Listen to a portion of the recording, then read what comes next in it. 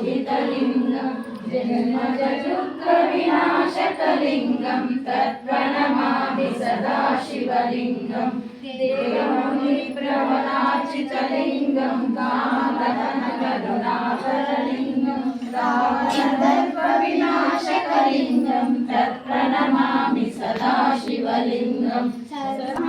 विभूषितलिङ्गं फणिमणिवेशितशोभितलिङ्गं दक्षसुयज्ञविनाशकलिङ्गं तत्प्रणमामि सदा शिवलिङ्गं कुङ्कुमचन्दनलेपितलिङ्गं पङ्कजहारसुशोभितलिङ्गं सञ्चितपापविनाशकलिङ्गं तत्प्रणमामि सदा शिवलिङ्गं देवगणार्चितसेवितलिङ्गं भावै भक्तिविरेचतलिङ्गं दिनकरकोटिप्रभाकरलिङ्गं तत्प्रणमामि सदा शिवलिङ्गं हस्तदलोपरिवेष्टितलिङ्गं